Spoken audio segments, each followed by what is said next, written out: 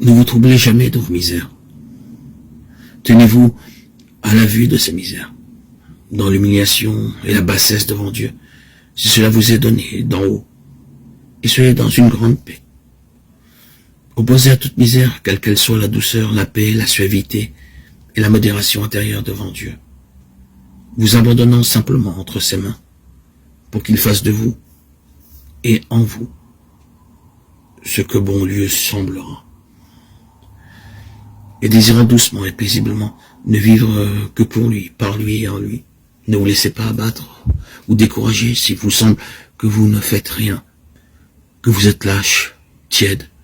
Si vous voyez que vous êtes encore sujet à des affections naturelles, à des pensées d'amour-propre, à des tristesses, tâchez tout simplement d'oublier toutes ces choses et tournez votre esprit vers Dieu, en vous tenant devant lui dans un désir paisible et continuel, qu'il fasse de vous et en vous son très saint bon plaisir. Ne cherchez qu'à vous oublier et à marcher devant lui, au milieu de votre pauvreté, sans jamais vous regarder vous-même.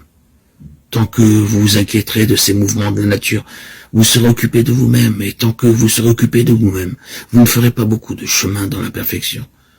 Ces mouvements ne cesseront que lorsque vous les mépriserez et les oublierez. D'ailleurs, ils ne sont d'aucune importance ni d'aucune conséquence. Moquez-vous-en et ne voyez que Dieu, et cela par la pure et simple foi. Oubliez toujours le passé, et ne vous inquiétez jamais de vos chutes, si nombreuses qu'elles soient. Toutes les fois que vous vous relèverez, il n'arrivera pas de mal.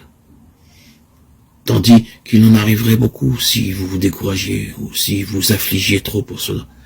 Faites tout avec le plus de calme et de repos que vous pourrez, et pour le très grand, très pur et très saint amour de Jésus. Un des plus grands empêchements que l'on rencontre dans la voie de la perfection est ce désir empressé et inquiet d'avancer, de posséder les vertus que l'on sent bien ne pas avoir. Le vrai moyen, au contraire, d'avancer solidement et à grands pas, c'est de patienter, de calmer et d'apaiser ses inquiétudes. Ne devancez pas votre guide de crainte de vous égarer et d'aller à côté du chemin qu'il vous trace, car alors, au lieu d'arriver sain et sauf, vous tomberiez dans un précipice. Ce guide, c'est l'Esprit Saint. Par votre travail et vos inquiétudes, par votre trouble et votre empressement, vous le devancez sous prétexte d'aller plus vite. Et qu'arrive-t-il? Vous allez à côté du chemin, où le terrain est plus dur, plus raboteux, et loin d'avancer, vous reculez. Vous perdez votre temps.